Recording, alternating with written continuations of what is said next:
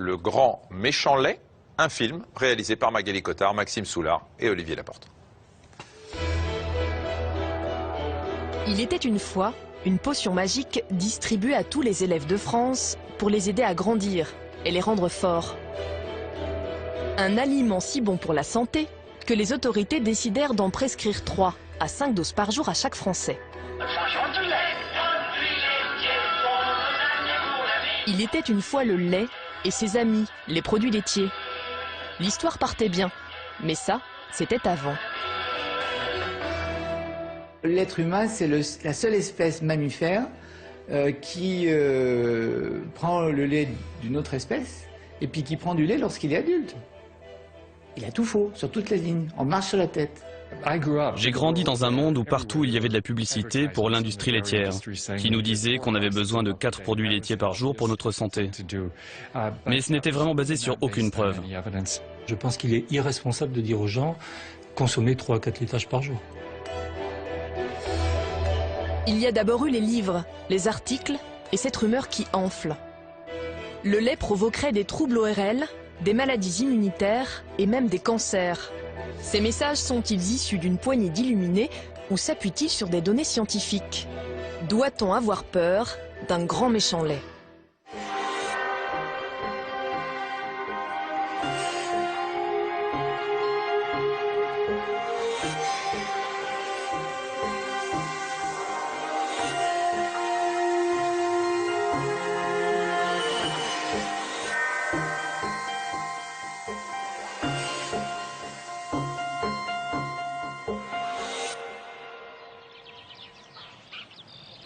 Des Français qui s'interrogent sur leur consommation de lait, nous en avons trouvé dans un endroit inattendu. Au cœur de la Mayenne, nous sommes attendus par des éleveurs de vaches laitières. Luc et Marie-France ont repris cette exploitation il y a une quinzaine d'années, avec une idée en tête, produire un lait et une viande les plus sains possibles. Allez. Alors ici, on ne donne pas de soja aux bêtes, mais à la place de la luzerne.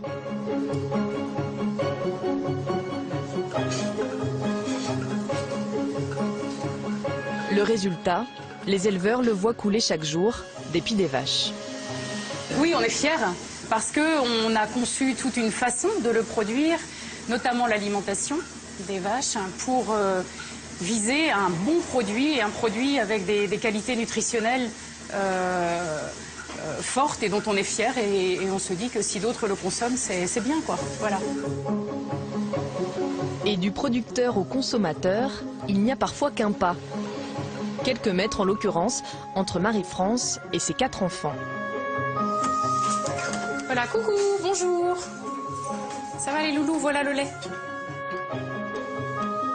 Mais malgré ses qualités nutritionnelles, le lait de la ferme ne fait pas l'unanimité dans la famille. Globalement, tout le monde aime le lait, excepté Anne-Laure, qui n'apprécie pas le lait et qui pense que le lait lui donne des boutons, donc elle n'en boit quasiment pas. Je trouve que c'est difficile à digérer. Enfin, j'aime pas trop comme ça. Trop. Je pense qu'il nous apporte que des bienfaits. En plus, c'est pas vraiment mauvais. Il sort du pied des vaches, donc c'est carrément artisanal. Et on sent vraiment les différences quand on va en boire chez les autres. Alors nous, en tant qu'adultes, mon mari et moi, n'en consommons quasiment pas sous forme lait. On s'est aperçu au fil du temps, ces dernières années, donc au stade d'adulte, qu'on avait du mal à le digérer. Voilà. Dans la famille, il y en a un encore plus catégorique, c'est le père de Marie-France. Éleveur et grand buveur de lait, il a arrêté tous les laitages du jour au lendemain, persuadé qu'ils sont mauvais pour la santé. Mon père il avait lu 1 ou 2 livres sur la question, sur le fait que le lait avait des méfaits pour la santé et même qu'il pouvait être précurseur de maladies graves, cancer ou maladies auto-immunes, etc. Et donc on a lu, on a parcouru, mais on peut arriver à des discours extrémistes sur tous les produits, pas seulement sur le lait. Moi, ce que je pense, c'est que c'est ni trop, ni pas du tout.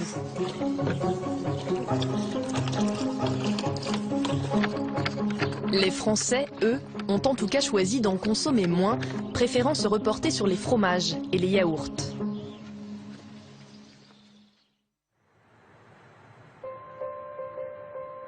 Au cours des 10 dernières années, les ventes de lait ont chuté de 13%. La mauvaise réputation du lait y serait-elle pour quelque chose?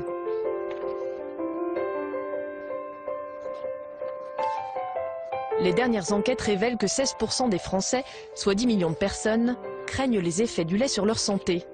La peur qui arrive en tête des sondages concerne la santé des enfants. Le lait provoquerait des problèmes ORL à répétition, comme des sinusites ou des otites. Alors dans le doute, certains préfèrent tout arrêter. En plein cœur de Paris, nous avons rendez-vous avec une mère de famille. Cette Française d'origine mexicaine n'a pas mis les pieds dans un supermarché classique depuis des années. Ses courses, elle les fait uniquement dans des magasins bio.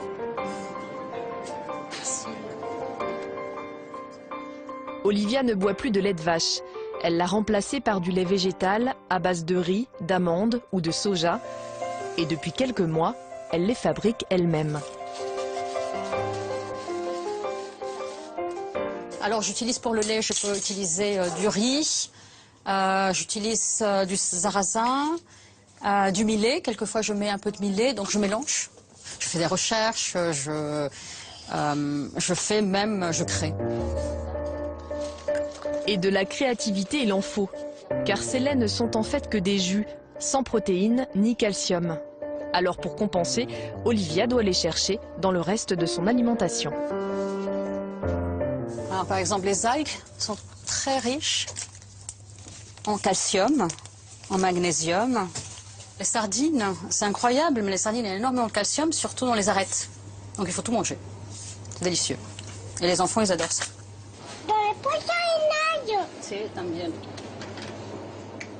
Olivia surveille surtout de près les besoins nutritionnels de ses deux filles, de 3 et 5 ans, car elles non plus ne boivent jamais de lait de vache.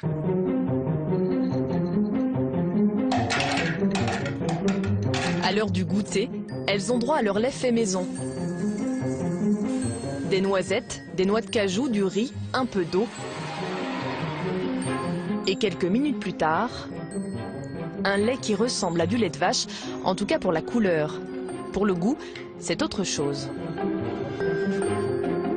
On sent un peu le riz, mais pas nécessairement. Mais surtout la noisette. Et surtout la noix d'acajou. Ce goût prononcé pour le lait végétal est assez récent. Dans son enfance et même à l'âge adulte, Olivia buvait beaucoup de lait de vache. Elle a tout arrêté il y a seulement 7 ans. Je tombais malade régulièrement. Et là, mon docteur m'a dit il faut arrêter les laitages. J'ai dit tiens. Et j'ai arrêté les laitages et c'était radical. C'est incroyable. Du jour au lendemain, j'étais mieux par rapport à moi-même. Je tombais moins malade. J'étais moins encombrée du nez. J'avais moins mal à la tête. Mon estomac allait beaucoup mieux. J'avais un transit normal. Donc il y a eu un grand changement. Depuis, Olivia a fait une croix sur tous les produits laitiers. Ses filles, elles, mangent encore 1 ou 2 yaourts par semaine. Mais Olivia est persuadée qu'ils sont responsables des rhumes de sa fille aînée. On y va? Oui. Elle a donc pris rendez-vous pour elle chez Candice, une naturopathe. Alors Andrea, tu as quel âge maintenant? 5 ans et demi. T'as 5 ans et demi. Elle continue à avoir un peu le nez encombré, un peu de la toux, donc de la toux grasse. Ok. Donc, la naturopathie est une thérapie non conventionnelle qui s'appuie en grande partie sur l'alimentation. Oui. Alors quel type de yaourt? Mais ça, c'est les petits yaourts au lait de vache. D'accord, ça c'est ton petit plaisir. Voilà, donc c'est peut-être Il n'en faut pas plus à la naturopathe pour faire son diagnostic en s'appuyant sur un discours qui se veut très scientifique. La muqueuse intestinale va tendre à être beaucoup plus perméable et va laisser passer dans le système sanguin des bactéries qui sont ensuite acheminées par les voies respiratoires et favorisent des mucosités. Donc c'est pour ça que dans le cas de votre fille, c'est possible que ces produits laitiers fragilisent beaucoup son système respiratoire en produisant ces mucosités. Andrea sera donc privée de tout produit laitier pendant 4 semaines pour voir si les symptômes disparaissent. Hop, bonne continuation à vous. Au revoir Candice. Au revoir, à bientôt. En proposant cette éviction, la naturopathe constate très souvent une nette amélioration. Et elle n'est pas la seule. En France, beaucoup d'ostéopathes ou d'homéopathes font la même observation. Mais qu'en pense la médecine conventionnelle? Nous contactons l'hôpital Necker, à Paris. Au service ORL, la question fait sourire. On ne voit pas pourquoi le lait provoquerait des sinusites. Les seuls praticiens qui prennent le sujet au sérieux, ce sont les allergologues. Le docteur Nian Famti fait parfois le même constat que les naturopathes, mais uniquement chez les enfants allergiques aux protéines de lait. Dans un petit nombre de cas, parmi ces enfants-là, eh bien, on a constaté qu'effectivement, on pouvait avoir une augmentation d'infections respiratoires, de signes respiratoires au niveau ORL et encore plus rarement au niveau bronchique. Donc, ça part d'une constatation clinique. Mais je dirais que ce sont des cas extrêmes, c'est-à-dire que ce sont des enfants qui ont une consommation lactée qui est très importante, qui boivent plus de... parfois 1 litre, l'équivalent d'1 litre de lait par jour. Le phénomène est peu connu des médecins, car les études et les cas sont rares. Moins de 5% des enfants allergiques au lait développent ces symptômes.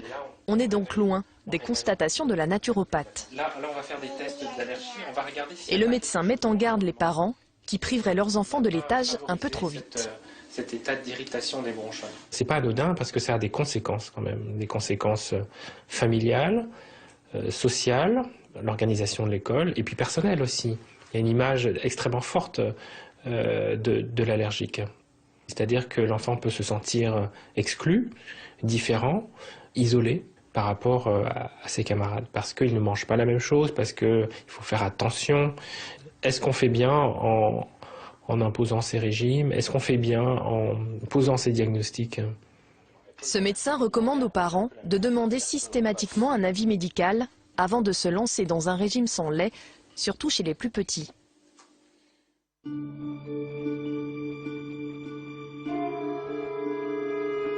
La peur du lait de vache conduit de nombreux parents à priver leurs enfants de laitage sans aucune raison médicale. Comment en arrive-t-il là? Comment explique-t-on ce rejet du lait?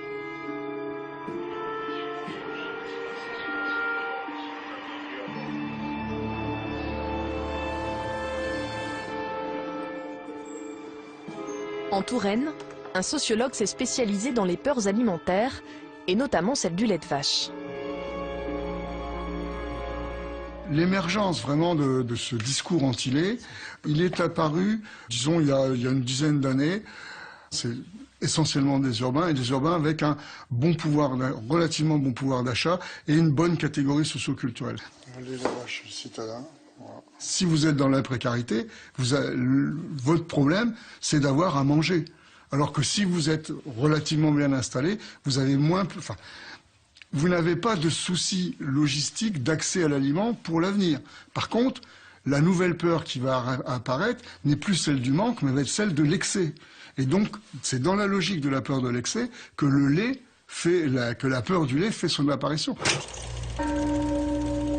Abreuvé de produits laitiers, le consommateur, cet ingrat, aurait donc pris peur.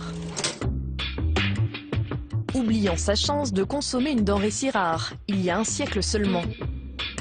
Retour en 1900. À l'époque, seuls nos aïeux des champs consommaient le lait de la ferme. Car pour nos aïeux des villes, boire du lait, c'était un peu comme jouer à la roulette russe. Alors il y avait des images attendrissantes de la petite laitière qui vendait son lait de porte en porte ou qui vendait son lait aussi sous les porches des maisons dans les villes. Et elle avait une image sympathique et positive. En fait, elle vendait un produit parfaitement malsain. Tout change avec la pasteurisation qui limite la présence des bactéries et rassure les Français. Leur consommation de lait va doubler entre 1900 et 1950. Juste après la Deuxième Guerre mondiale, ce lait va permettre à l'État de nourrir des enfants affamés. Pitoyable martyr de la guerre et de ses terribles séquelles, des millions d'enfants souffrent encore de la misère et de la faim. Le lait a un double avantage. Il est riche en protéines, tout en étant bon marché. Alors à partir de ce moment, les gouvernements successifs n'auront de cesse de faire sa promotion auprès des enfants. L'exemple le plus célèbre est certainement celui de Pierre Mendès France, qui rendit obligatoire la distribution d'un verre de lait sucré dans toutes les écoles en 1954. Il ne pensait pas seulement à la santé des enfants. On pensait beaucoup à la santé de l'économie. On produisait du lait, il fallait le consommer. Donc on a poussé à la consommation pour trouver un débouché donc à ce qu'on appelait le fleuve blanc, qui tendait à inonder quelque peu les campagnes françaises. Ce fleuve blanc s'écoule encore mieux grâce au procédé UHT et à la brique Tetra Pak, qui permet de conserver le lait pendant 3 mois. Jusqu'alors, l'industrie rassure. Mais dans les années 70, elle se met à jouer à l'apprenti chimiste.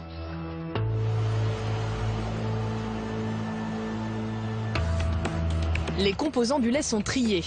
D'un côté, les matières grasses, de l'autre, les protéines ou le sucre du lait. Une haute technologie qui porte le nom de cracking et permet de multiplier le nombre de produits sur le marché. Depuis, les laits écrémés, demi-écrémés ou allégés en lactose ont fait leur apparition dans les rayons.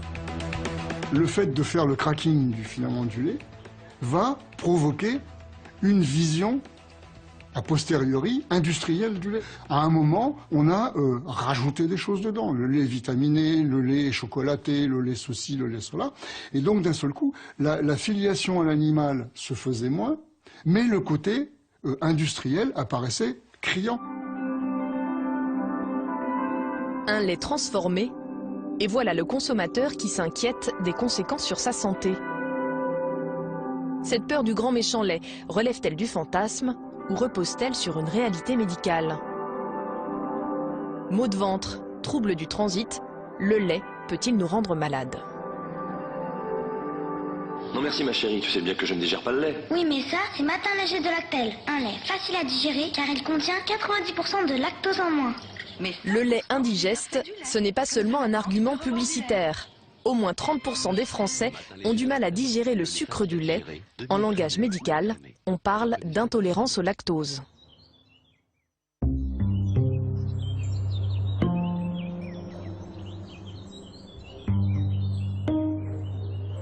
Cette intolérance, il est possible de la diagnostiquer par un test simple, à l'hôpital. À Grenoble, le laboratoire d'exploration digestive du CHU en réalise 2 fois par semaine.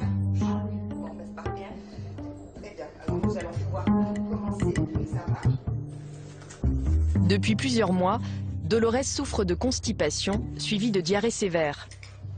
Son médecin est persuadé que c'est à cause des produits laitiers, mais elle en doute sérieusement. Je ne crois pas parce que les yaourts, j'en mange presque pas, je n'aime pas. Le lait, j'ai arrêté subitement parce que ça me disait plus rien. D'après vous, là, on ne va pas détecter d'intolérance au lactose? Je ne crois pas, je ne pense pas. Donc c'est 50 grammes de lactose qui correspond au sucre du lait, donc l'équivalent d'1 litre de lait que je vais diluer dans 250 ml d'eau. On va remuer, vous allez boire ceci. Si les problèmes digestifs de Dolores sont causés par une intolérance au lactose, dans les 3 heures qui viennent, elle ressentira les symptômes habituels. Non, c'est pas de goût. Il suffit donc d'attendre que la digestion commence.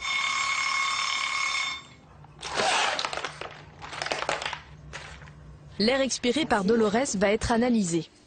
Si elle est intolérante au lait, son intestin va libérer un gaz, de l'hydrogène, qui passe dans le sang et arrive jusqu'au poumon.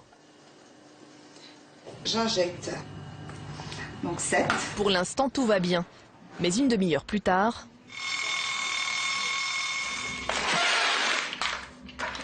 la machine s'emballe. Et nous sommes à 72. Au bout d'une heure, c'est un chiffre qui est relativement important. En général, on les voit progresser à une heure entre 20 et 30, mais rarement de façon aussi importante. Donc je pense que sur les prochains prélèvements, les chiffres vont être d'autant plus élevés.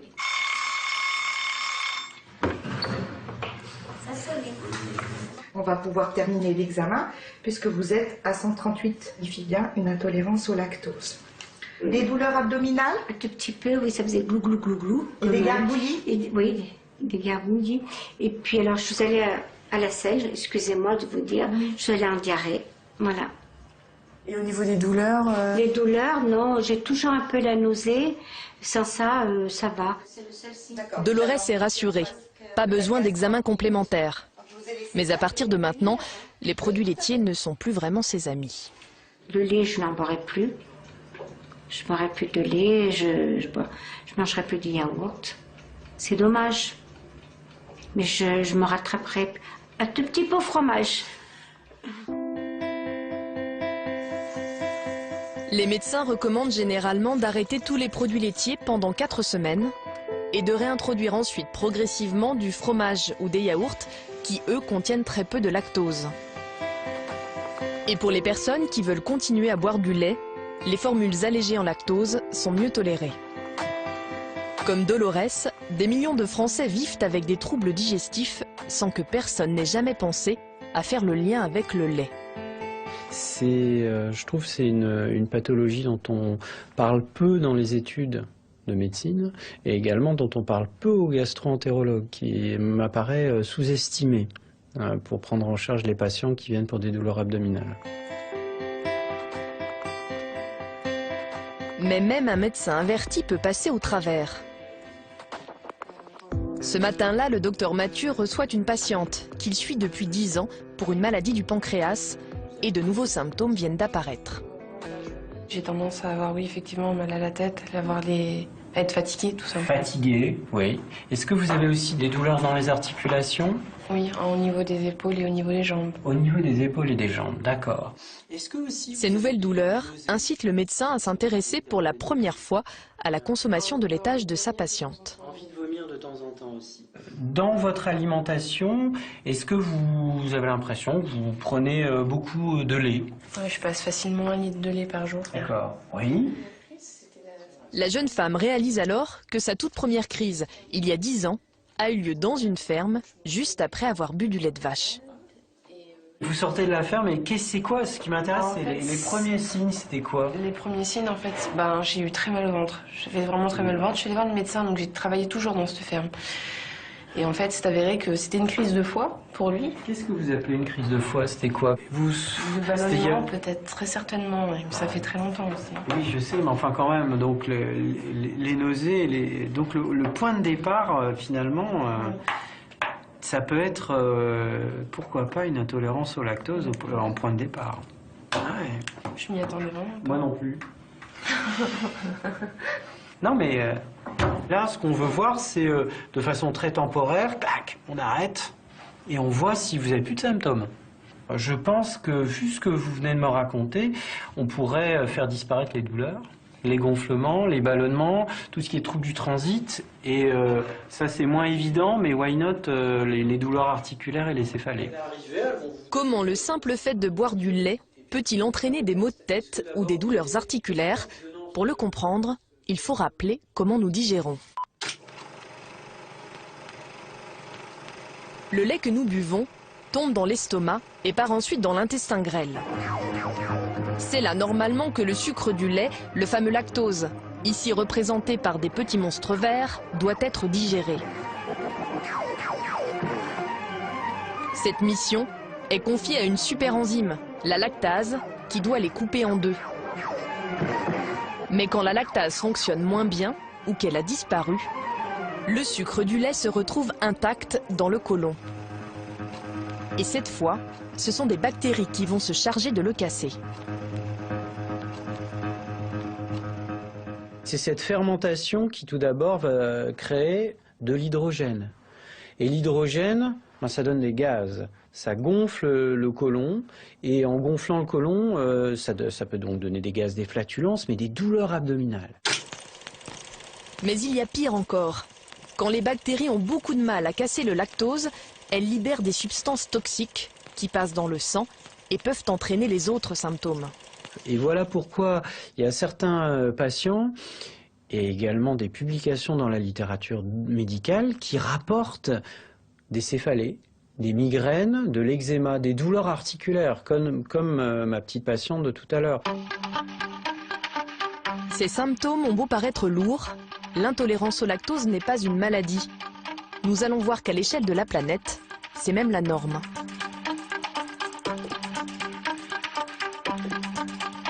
À l'origine, la nature nous a tous programmés pour digérer le lait de notre mère, mais seulement jusqu'à l'âge de 3 ans. Après le sevrage, les enfants s'arrêtent de fabriquer la lactase, la fameuse enzyme devenue inutile. Seules les populations qui ont pris l'habitude de boire du lait de vache à l'âge adulte en produisent toujours. Ces populations, on les trouve partout où l'élevage s'est développé, à partir de moins 10 000 avant Jésus-Christ. En Europe du Nord, en Amérique du Nord et dans quelques régions d'Afrique. Partout ailleurs, les populations ne boivent que très rarement du lait. Résultat, les 3/4 des habitants de notre planète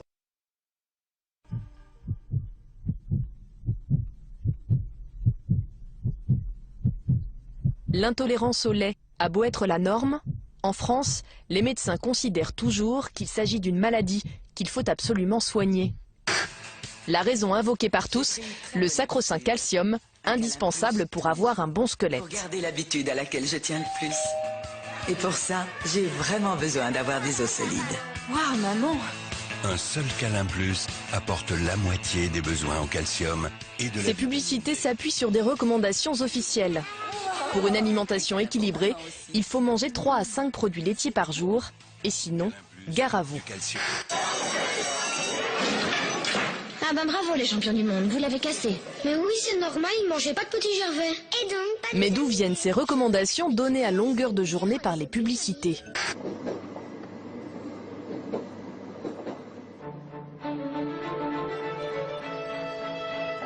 Le calcul des besoins en calcium des Français a été confié à l'INRA, l'Institut national de recherches agronomiques, dans les années 80.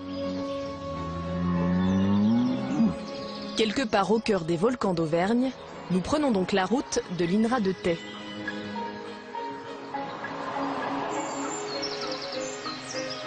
C'est ici que se trouve la spécialiste du calcium en France.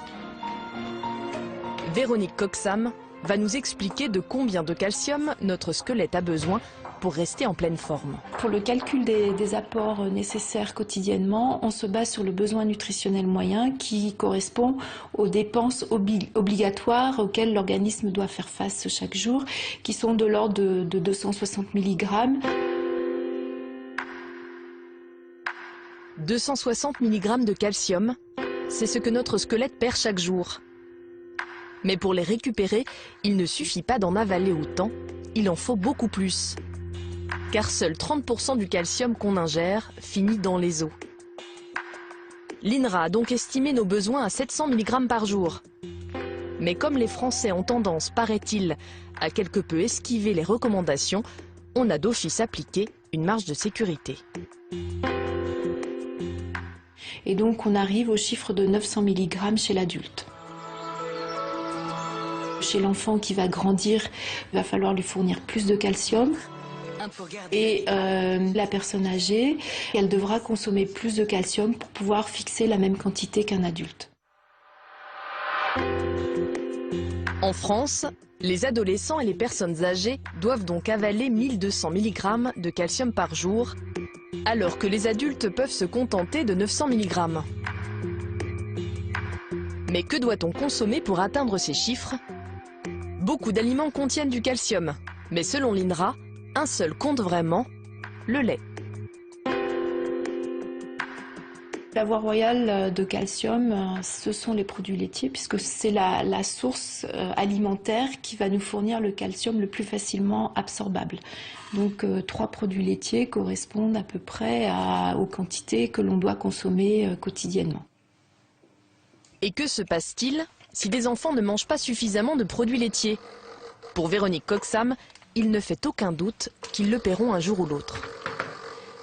Il a été clairement démontré que la non-consommation de produits laitiers pendant l'enfance ou l'adolescence augmente le risque de fracture d'à peu près 10%, 10-11% chez la personne âgée. Donc ce n'est pas anodin.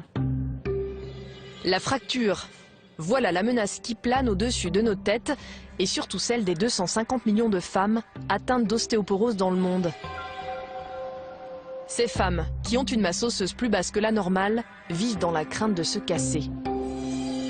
Un enjeu médical considérable qui mobilise tous les rhumatologues de la planète. Mais d'où viennent les études qui nous font si peur? L'industrie laitière cite souvent celle du professeur Risoli, une référence mondiale sur le sujet. Il dirige le Centre de maladies osseuses de Genève. Nous partons à sa rencontre.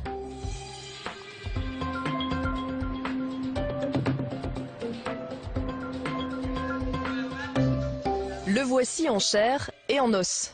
René Risoli, professeur de médecine, va s'improviser pour nous, professeurs tout court. La leçon du jour, pourquoi les laitages nous protègent-ils des fractures? Tout tient, paraît-il, dans cette courbe, celle de notre densité osseuse qui se construit seulement jusqu'à l'âge de 20 ans.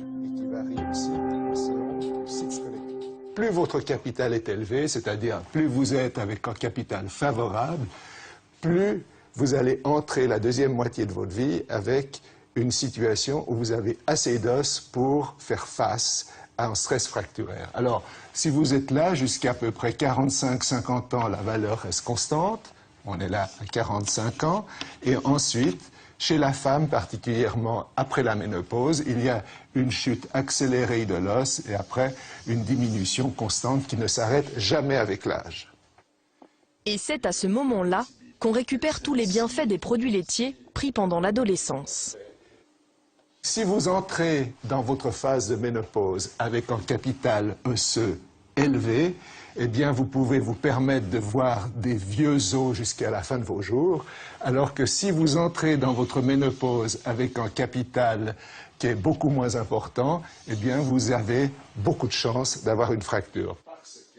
Pour appuyer sa démonstration, René Risoli nous propose de filmer une ostéodensitométrie. C'est l'examen de référence pour mesurer la densité osseuse. Soulevez les deux pieds, s'il vous plaît, madame. Encore un tout petit peu plus. Merci beaucoup. Très bien. Est-ce que vous êtes bien à plat? Oui, oui. La patiente choisie pour être filmée, c'est Geneviève. Cette femme de 79 ans s'est récemment fracturé le bassin à 3 endroits, à la suite d'une très légère chute. Et son médecin suspecte une ostéoporose.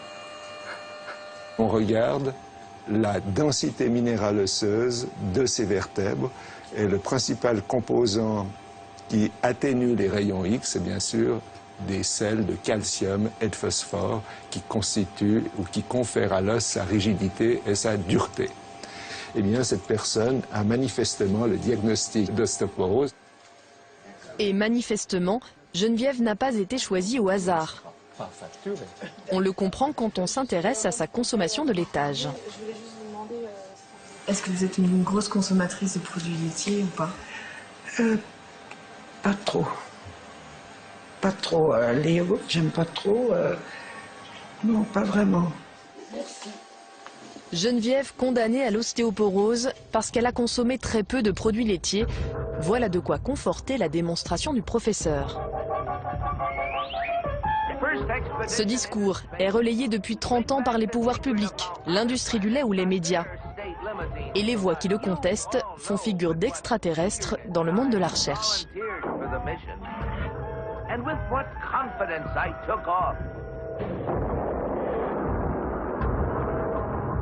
Aux États-Unis, l'homme que nous allons rencontrer n'a pourtant rien d'un savant fou. Walter Willett dirige à Harvard la plus grosse unité de nutrition au monde. Dans les années 90, on lui confie le suivi d'une population de 77 000 femmes. Il va alors comparer la santé osseuse de celles buvant moins d'un verre de lait par jour à celles en buvant au moins 2. Nous avons recueilli les données à partir de 1990 et nous avons publié notre première étude en 1997. Et nous continuons à travailler sur ce lien. Et ce que nous avons trouvé, c'est que les gros consommateurs de lait n'ont pas moins de risques de fracture que les autres.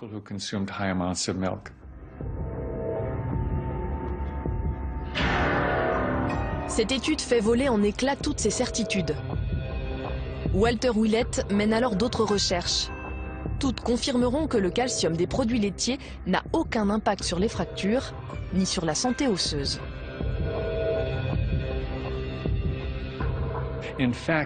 En fait, depuis de nombreuses années, nous assistons à un paradoxe. Dans les pays où l'on consomme le plus de lait au monde, comme aux États-Unis, on constate qu'il y a plus de fractures que dans les pays où l'on n'en consomme plus après l'âge de 2 ou 3 ans.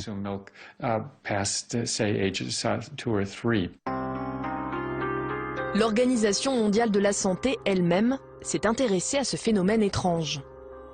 Elle recommande d'ailleurs de consommer 500 mg de calcium par jour, 2 fois moins que les recommandations françaises.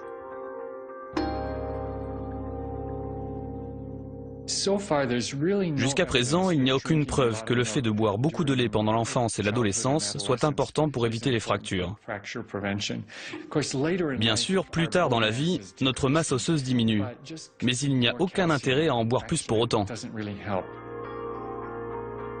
Je ne pense pas que les femmes doivent boire plus de lait après la ménopause. En fait, je suis persuadé que boire du lait ne réduira pas leur risque de fracture. Ces résultats, le chercheur les a publiés dans des revues scientifiques passées totalement inaperçues, jusqu'à ce qu'un journaliste s'y intéresse.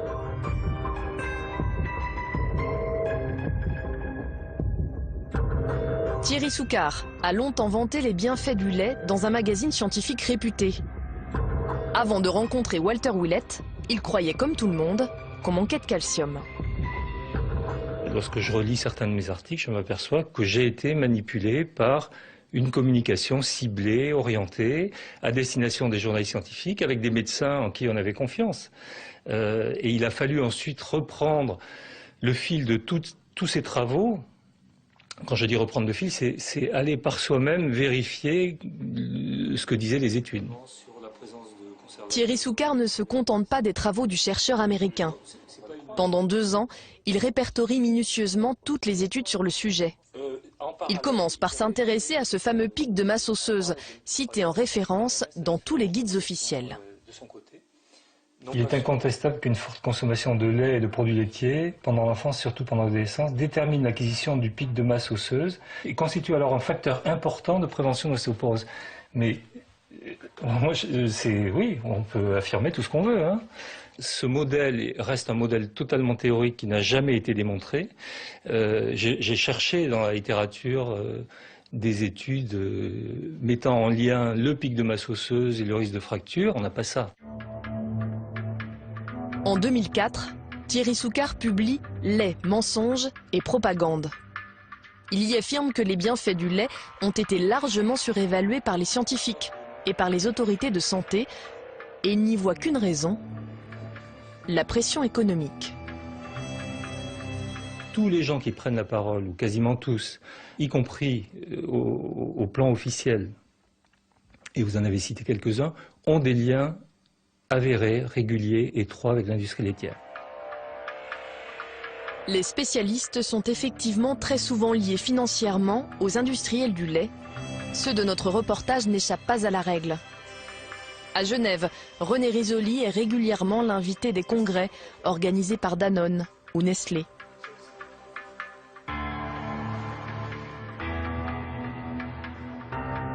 En Auvergne, l'Institut national de recherches agronomiques, celui-là même qui s'est chargé d'établir les recommandations des besoins en lait de la population française, est en partie financé par l'industrie laitière.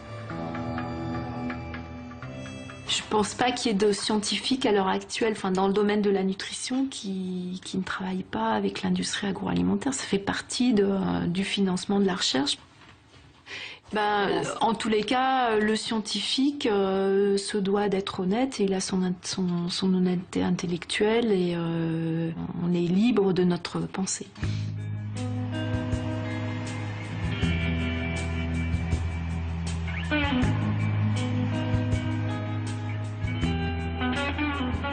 Ce conflit d'intérêts a-t-il pu tout de même influencer les chercheurs et les autorités? Dans le domaine de l'alimentation, il existe, comme pour le médicament, une agence chargée d'assurer la sécurité de la population.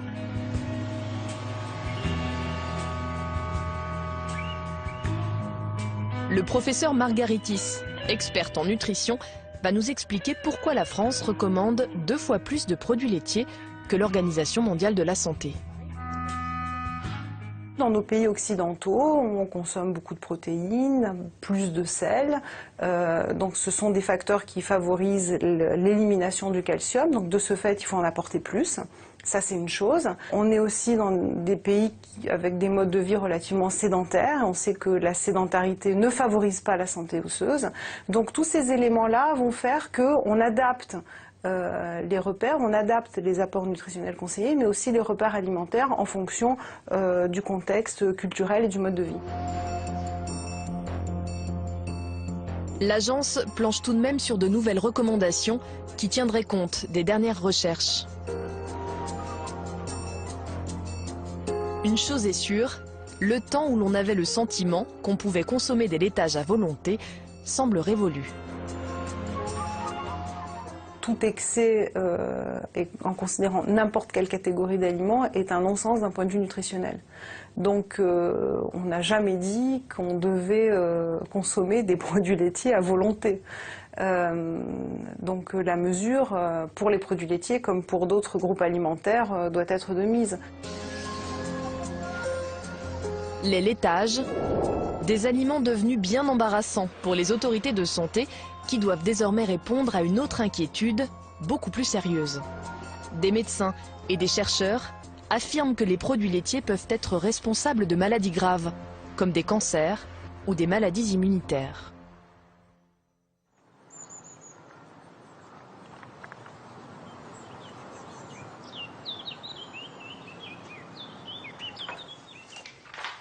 Et là, j'ai les premiers qu'on m'a fait, 59. Dans ses placards, Anita a conservé plus de 50 années de dossiers médicaux. Elle n'avait que 14 ans quand on lui a diagnostiqué une polyarthrite rhumatoïde. Sans qu'on sache très bien pourquoi, son système immunitaire s'est retourné contre elle, déformant ses articulations. Pour ouvrir mes boîtes, tout ça, j'y arrive pas. Là, la force, ça, je sens que je perds la force, ça oui. Anita est restée impuissante face aux transformations de ses mains et de ses pieds, jusqu'à ce qu'elle consulte un médecin, un spécialiste de l'immunité.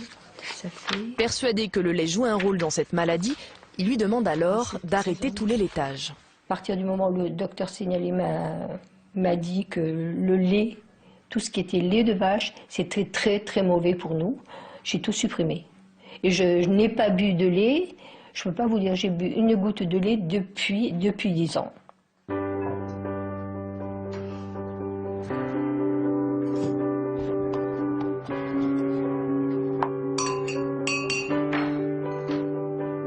Et depuis 10 ans, chaque matin, Anita touille sa chicorée face à son mari qui, lui, se verse un bon bol de lait, pas vraiment convaincu par le choix de sa femme.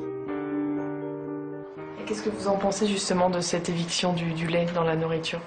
Je crois peut-être un peu plus que je croyais il y a quelques temps, mais pas complètement. Hein. Il n'y a pas eu de miracle quand même, hein, depuis qu'elle ne prend pas de lait. Hein. C'est pas beaucoup mieux, hein, c'est pas possible.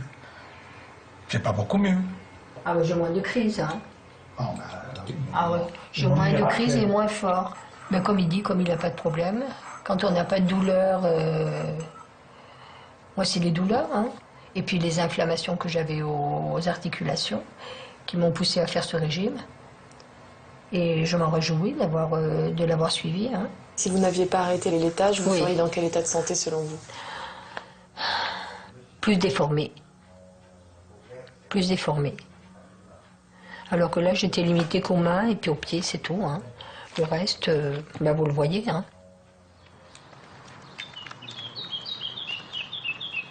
Il a fallu quelques années à Anita avant d'oser retourner voir son rhumatologue, persuadée qu'elle se ferait rappeler à l'ordre à cause de ce fameux régime.